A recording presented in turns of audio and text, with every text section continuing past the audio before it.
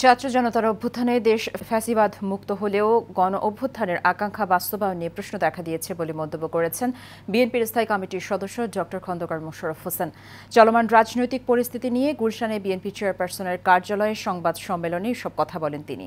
বিস্তারিত মঞ্জলা নামের রিপোর্টে। চলমান রাজনৈতিক পরিস্থিতি নিয়ে গুলশানে বিএনপির চেয়ারপারসনের কার্যালয়ে এই সংবাদ সম্মেলনের আয়োজন করে বিএনপি।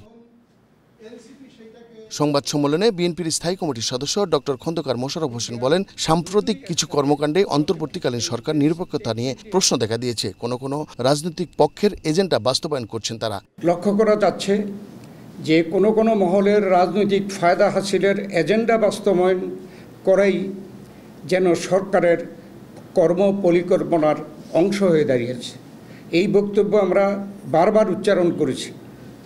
অন্তর্বর্তীকালীন সরকারের সাম্প্রতিক কিছু কর্মকাণ্ডে সরকারের নিরপেক্ষতা নিয়ে জনমনে সংশয় সৃষ্টি হয়েছে। সরকার দ্রুত সময়ের মধ্যে ইশরাক হোসেনকে দায়িত্ব বুঝিয়ে দেবে বলেও প্রত্যাশা করেন তিনি। আমরা আশা করব নির্বাচনী ট্রাইব্যুনাল ও উচ্চ আদালতের রায়ের প্রতি সম্মান প্রদর্শন করে অতি শীঘ্র সরকার ঢাকা দক্ষিণ সিটি কর্পোরেশনের মেয়র হিসাবে জনাব ইশরাক হোসেনকে শপথ গ্রহণের ব্যবস্থা করবে। ডিসেম্বরের মধ্যে নির্বাচিত সরকার গঠন করার জন্য সুনির্দিষ্ট রোডম্যাপ না দিলে এই সরকারের প্রতি সহযোগিতা অব্যাহত রাখা বিএনপির জন্য কঠিন হয়ে পড়বে বলেও জানান ডক্টর খন্দকার মোশাররফ হোসেন। মণ্ডল এনাম, এশিয়ান টেলিভিশন, ঢাকা।